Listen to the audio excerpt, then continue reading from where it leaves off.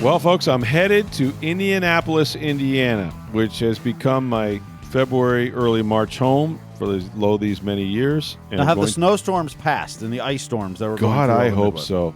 Listen, I'm not a good flyer to begin with, but I know a little bit about airplanes, and you know what they don't like? Ice and snow. And I'm not going to bring up what happened in Toronto, but I'm just saying, I hope all that is past us. And for that matter, I'm not looking forward to, Indianapolis is one of those places where you can get all the elements in the same day. Yep. Well, I grew up, 2 hours northeast of there? Yeah, exactly. And it's, you know what I mean? Like, it can start out where, the sun's out. It's not bad. It's kind of warm. Oh, wait a minute. It's getting a little windy and cold. Oh, here comes some rain. Well, turn to sleet. Oh, and now it's snowing like hell. Like in the same day, right? Yep. And it'll be gray the whole time.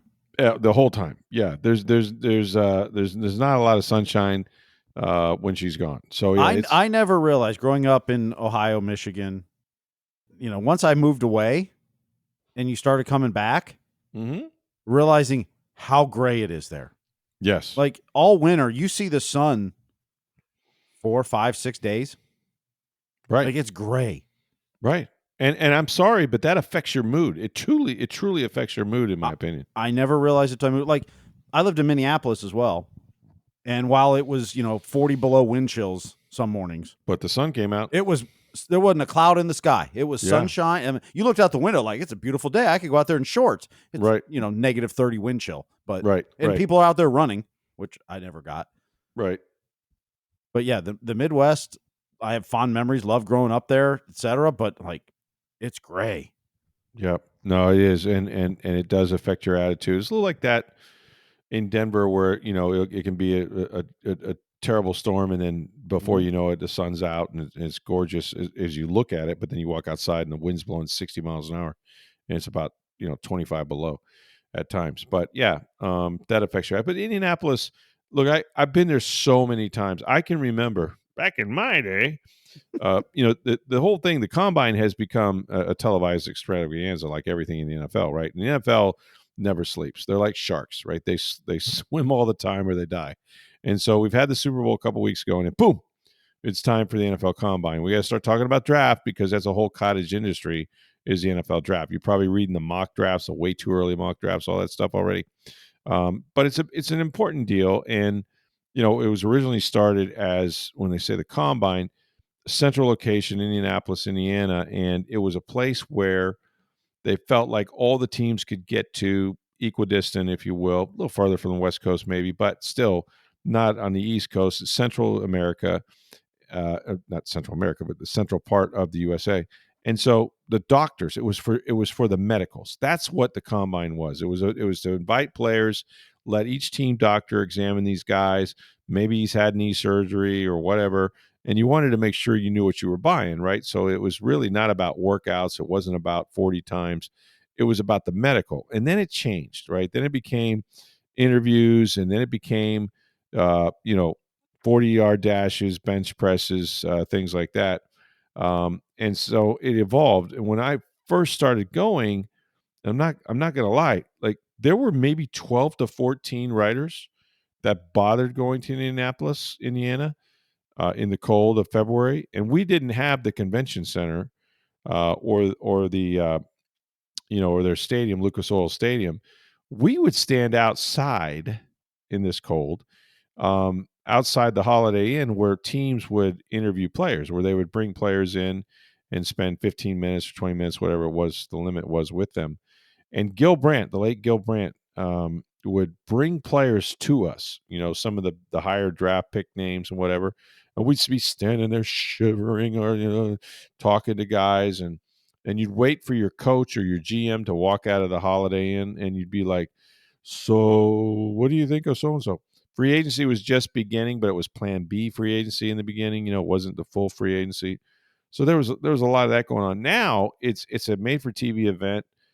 They invite hundreds, if not thousands, of people into Lucas Oil Stadium to watch some of this extravaganza, especially the 40 times and things like that. They have a different area for the weightlifting and the bench press, and then we get to interview pretty much damn near every single guy that goes to the combine, is going to have an interview time, as will the head coaches and the GMs of most teams. So that's kind of the lay of the land, if you will. But it's a difficult. It can be radically. You never know what to pack. Like it can change so quickly. And yeah, lately it's been very, very cold, and I don't know how long it's going to last. But anyway, I leave for that on Monday, and then I think right now Jason Light and Todd Bowles scheduled to talk sometime Tuesday, sometime around noon, 12:30, somewhere in there, and we'll get a feel sort of for what their goals are, if you will, in the off season with free agency, with the draft coming up, and that sort of thing. Now, I've done some combines that are memorable, right? And they're memorable anyway because it's always kind of bizarre. Like back in the day, they had it in the Indiana Convention Center, and it was attached to the old RCA Dome, but you had to walk. You still have to walk through the Indianapolis Convention Center to get even to Lucas Oil because it's so cold. People like to be indoors and use the skywalks from the hotels, the Westin or the Marriott, and they'll walk through the convention center. But at the same time, almost every year, there was a cheerleading convention. And when I say a cheerleading convention, I mean like anywhere from 8 to 18, right? So you had all these little girls and big girls and competitive cheerleaders, and they're in the same space as the NFL. So you'd be like, here goes, the top brass of the Pittsburgh Steelers with Bill Cowher and the chin jutting out, saying, excuse me, to 8 to 10-year-olds that are doing pyramids in the convention center. It's just so bizarre. Almost a surreal like feeling. But those were the early days, and we would have like a room off of that convention center where it was just media. And so you'd sit up there in the morning and you'd sit out in the hallway and just hope to catch a glimpse of your guy, right? Maybe hey, there's John Gruden, or hey, there's the GM, there's Rich McKay or whatever, and then you just try to get a feel for something that was going on. Usually had players who were going to become free agents. They would meet with agents, and that's the other thing, is where the agents go to get certified each year. So they used to have to a ton of agents at the same place, same building, and so late at night, those deals would happen at dinner, right at St. Elmo's, where they'd meet with the GM or the head coach, and they'd be talking about their number one free agent and how they're going to keep them there. And so just a ton of socializing that goes on, a little too much at times, and it can go way into the early morning, as a matter of fact. But there's been some memorable trips, man. There's been some memorable events that have happened up there. Not the least of which, and this one, remember when Lovie Smith was the coach with the Bucs, and they had the 1 year with Josh McCown as the starting quarterback, and we had the crying game. Josh got up on the podium after a loss, and he was in tears. I remember writing this story as it was the crying game, and I asked him. I said, "Josh, you're really emotional, tonight. Like, what's the deal?" And he goes, 1-8, 1-8. They were 1-8, and he knew that his time was up, and they were going to put a younger player in there. At the time, it might have been, I don't know who it was. It could have been Josh Freeman, perhaps. No, it would have been him. Was it Mike Glennon? It was no, that was Shiano.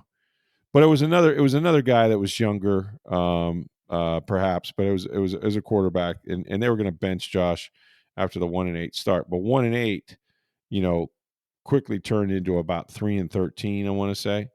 And the Bucs and the Tennessee Titans were fighting it out, if you will, for whoever was going to lose the most to get the first overall pick. And they got to the Saints game, final game of the regular season, and wouldn't you know, the Bucs couldn't do that right. They're up by 10 points in the fourth quarter. It's like, what the hell? And the Saints are good. They got Drew Brees. They're going to the playoffs. And Drew Brees is throwing picks in the red zone. It's like, what is going on? Well, not that there's tanking in the NFL, but if there was, this would be the game to look at, because Lovie Smith sort of empties his bench, if you will. Mike Evans comes out of the game. The defensive starters come out of the game. You got young players playing in the secondary. And Drew Brees, being Drew Brees, started lighting them up and came back and won the game. Well, that secured the number one overall pick. And to me, there wasn't much mystery about, was it Winston? Was it Mariota? We had the Winsta meter. We had all this stuff trying to gauge like which way the Bucs were leaning. Well, we went to the combine in Indianapolis, and I forget the hotel that Lovey was staying at, but we were invited, and the coaches would speak, and they'd have assigned time, say 12:30, and then the GMs would speak as well. So I think Lovey was scheduled to speak around noon or 12:30, and we got the note that it was just me and another beat writer for a now defunct newspaper, but got the note to, hey, meet us in the lobby at this hotel. We're going to walk you up, and you have a chance to talk with Lovey, before he has the press conference. It's like, this is awesome. Great. Sure, we'll do it. So you walk into his room. Now, this is the Jameis Winston draft, the Marcus Mariota, which is what, 2015 or something like that? 15, yep. And there's a debate. Like, there's a real debate. I mean, Mariota was really good at Oregon. No skeletons in his closet. Winston had a lot, right? Had a lot going on, accused of sexual assault, like all this stuff. So we go into his room, and within about 5 seconds, he made it clear who his pick was, why he wanted him. Like, it was, and he was like, let's talk about it, Rick. Let's talk about the elephant in the room. I mean, Jameis Winston, that girl, like, we weren't there. Like, we don't know what happened between two adults. I mean, it's hard to know. I mean, she said, he said, and I was like, wow, okay. And then it was, and I mean, crab legs. I mean, hook up. I had to hook up when I was in college. I used to go to this restaurant. They gave me free food. And, it just like went down the line, and just like, this doesn't bother me. That doesn't bother me. I walked out there. I was like, oh, it's Jameis.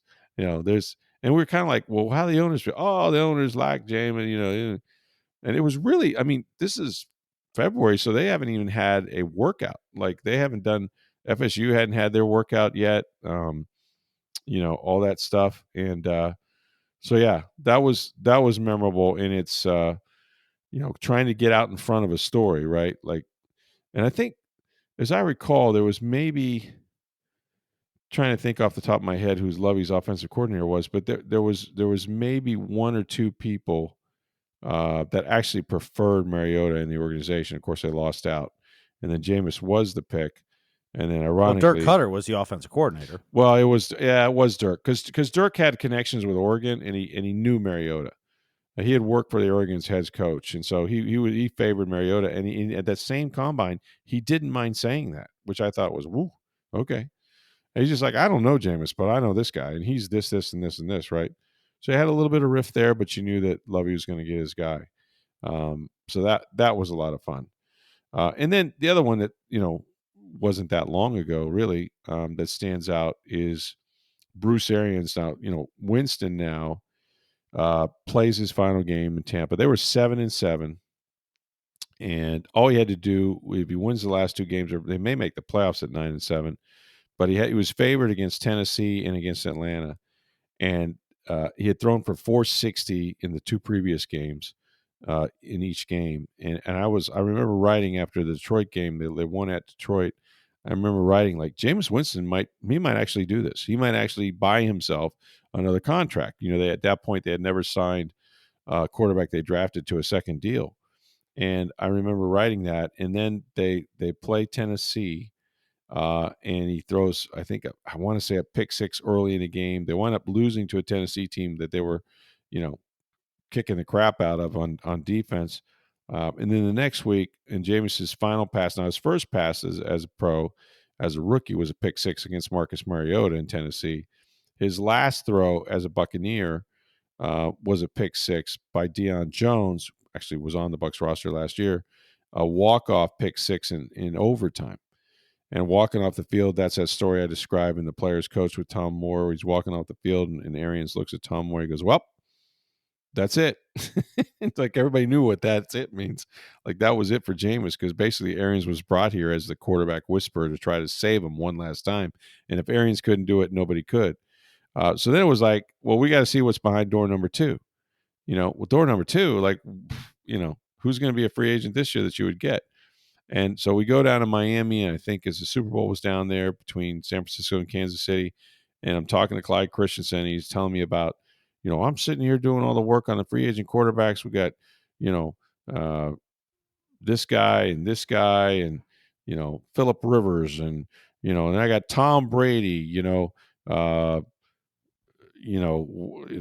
strong arms, still decently strong arm, no mobility, intangibles, won 6 Super Bowls. and so and I'm like, are you serious? You're gonna do something on Tom Brady? He goes, all right, I got to do something on Tom Brady. He's gonna be a free agent. And for the first time it kind of hit me as like, nah, they're not, nah. But Tom obviously had played out his option and was gonna leave New England.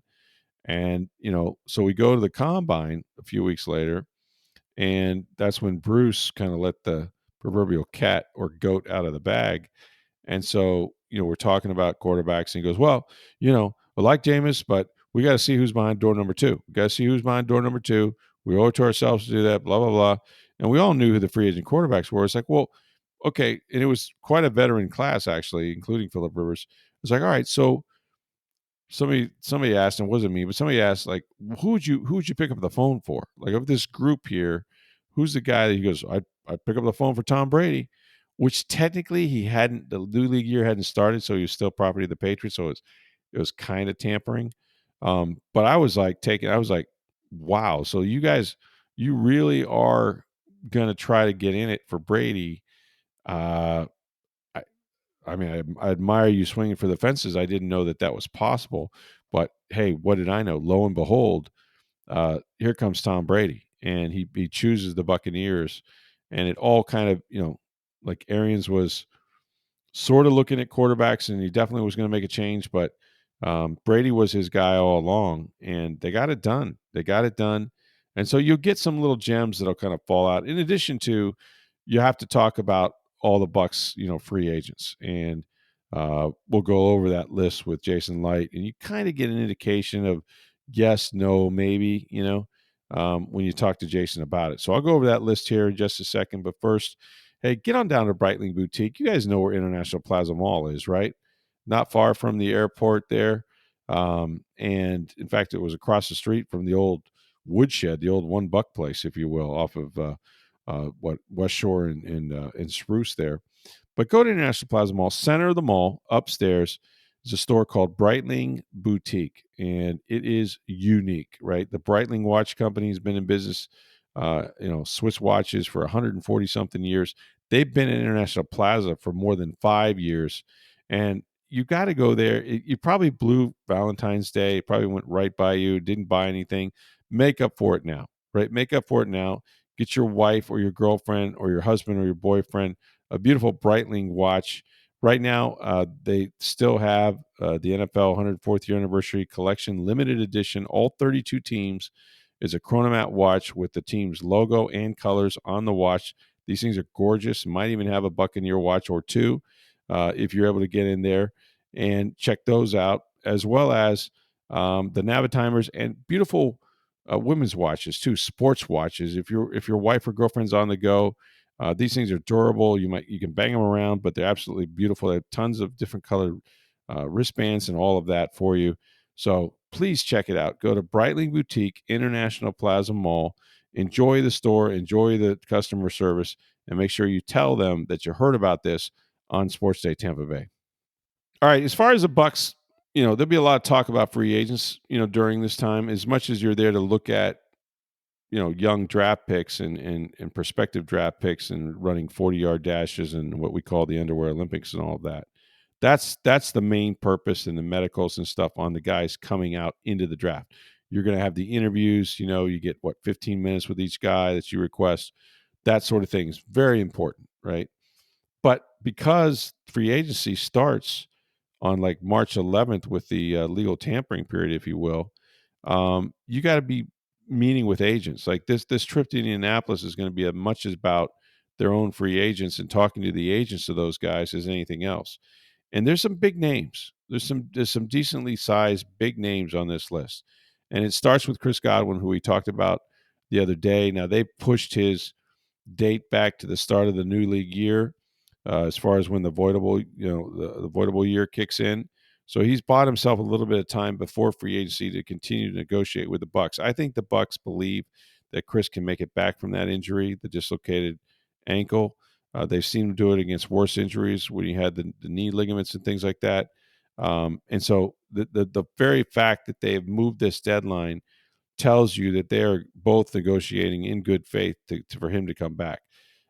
If he didn't stay in Tampa Bay, don't think that Liam Cohen, and I don't know what their salary cap situation is, but don't think that he wouldn't be very, very interested, right, in trying to get his hands on a Chris Godwin. But you have to take it on face value that he's going to make it back. He did with the 3 torn knee ligaments. He started against Dallas in the season opener. He can probably do that again. Contract will be important. What do you offer him? His current average per year, is 20,000. He's coming off that 3-year, $60 million deal, 20 million per year. They guaranteed 40 million of it last time. I don't know if he gets a 1 or 2 year contract this time, but I do think that it's important for Chris to stay and maybe finish his career as a Buck as Mike Evans did. We'll have to see. The other name, of course, is Levante David, and I think that might take longer for a decision because Levante's been year to year for a while.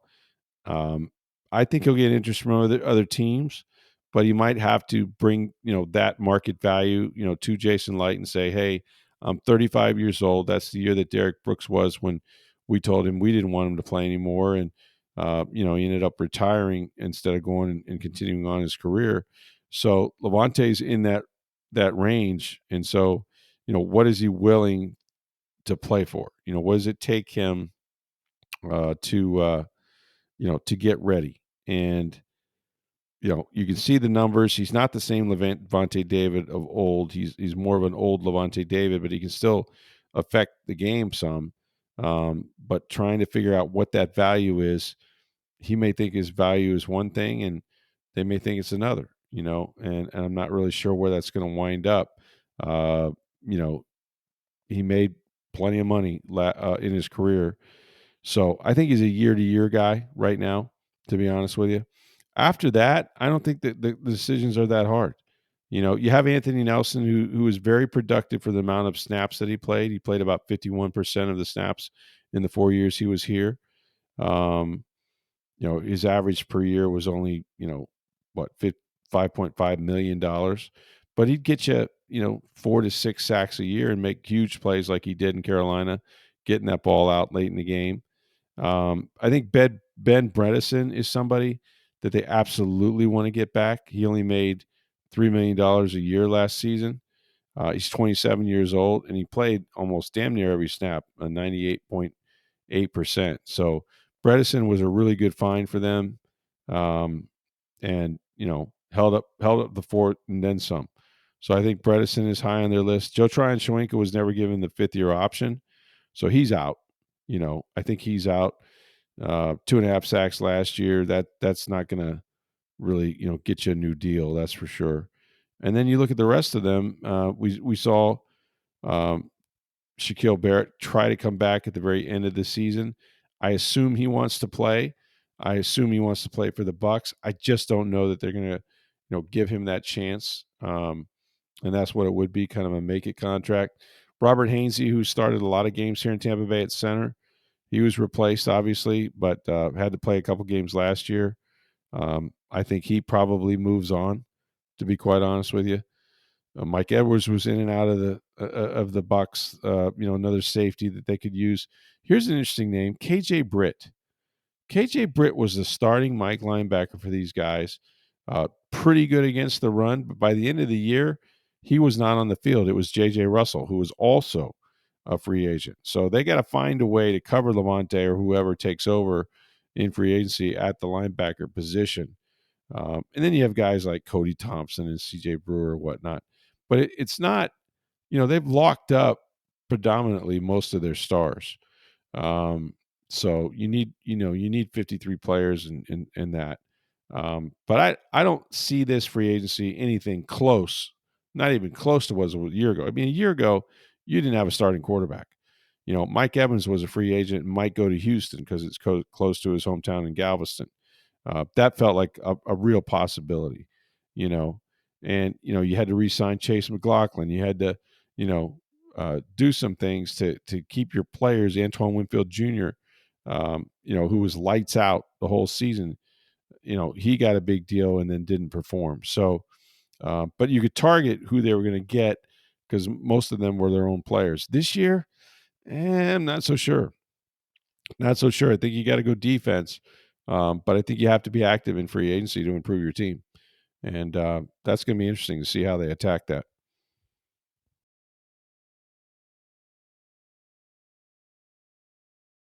I got time for one quick mailbag question before we get out of here.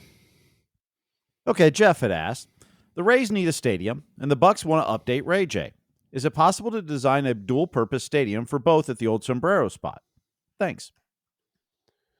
Well, it's possible, and I don't think it's being discussed. I think what the Bucs are committed to doing is taking their existing stadium and, similar to Jacksonville, perhaps, I guess, is completely renovating it with over $1 billion renovation, I believe. No one's announced this yet, but like at the end of the day, it really works for them where it is, because one of the things that the Rays are experiencing, and I think it's a factor as to why they haven't signed this deal, is they've agreed to take the cost overruns. And when you do a stadium, if it's in the same place as the old stadium, then a bunch of things. The environmental studies have been done. The electric grid is good.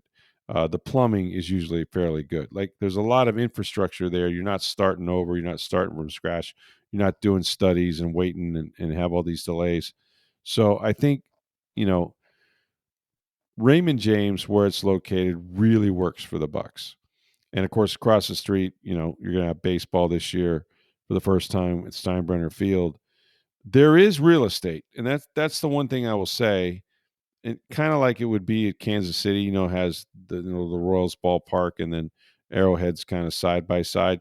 You could do that from a land situation. Now, the problem is that the Tampa Yankees, the New York Yankees, and then their minor league team, they're the ones that are occupying most of that land north of the parking lot or south of the parking lot that the TSA owns. So I don't know if you can displace those guys or not. It's a tricky deal. And then, there's not many. I don't know that there's any. Steve, you used to see that in Cincinnati, Pittsburgh. There used to be a lot of cookie cutter ballparks that were in the round that would easily convert to football, and now I don't think they're constructed that way. I don't think that there's many baseball stadiums necessarily. It's like, well, we can play football there tomorrow. It's a little different today. And I think Ray J is going to be a football only stadium. In fact, I'm sure they do play football at like Yankee Stadium for a bowl game and Fenway Park for a bowl game. Yes, they do. But you're right. And Fenway's old, of course. But no, the parks now, it's they don't want all that foul territory. If you're a baseball team, football doesn't want the dirt infield. There you go. All that stuff, and it's about a lot of the offices and the facilities and the locker rooms, and that's right. So the stadiums are one team only, pretty much, except for if it's the same sport like MetLife, Meadowlands and MetLife will share the Jets and the Giants, and they have their own SoFi locker rooms in LA as well. Yeah. So exactly, but as far as baseball / football goes, they've gotten away from that. So I don't see it happening. I think what the Bucs will do is strip this thing down to its, what they would say, it has good bones. Strip this thing down, and then I think they're going to attempt. And I don't know what it'll be. I don't know what form it'll be. But they're going to attempt to make this a climate-controlled stadium in as much as they can. And, that's going to take a total rebuild of the infrastructure. But they feel like, Raymond James is pretty solid now, that, enhancing it and making it more comfortable for players or for fans is a good thing. And I would agree with them. It is a good thing. But there is this possibility of, them owning this land, which is a big parcel of land that the Yankees use now, just south of Raymond James, and just saying, hey, screw it. We'll just build a stadium right here. It'll be a complex, and somebody's going to be playing all the time. So I don't hate the idea. I don't think it's going to happen. But I don't hate the idea. I'm headed up to Indianapolis. I'm going to, of course, cover the Combine. You can check out all of that on TampaBay.com and in the Tampa Bay Times. Also, go see our friends at Breitling Boutique. You may have missed Valentine's Day, but you can make up for it at Breitling. Both men's and women's watches, the Navitimers, the Chronomats, the NFL collection that's limited edition. Great customer service. It's in the middle of International Plaza Mall. They've been there for over 5 years. It's a great experience, and you're going to walk out of there with a great timepiece. It's Breitling Boutique, International Plaza Mall. Please make sure you tell them that you heard about it on Sports Day Tampa Bay. Thanks for listening. For Steve Versnick, I'm Rick Stroud of the Tampa Bay Times. Have a great day, everybody.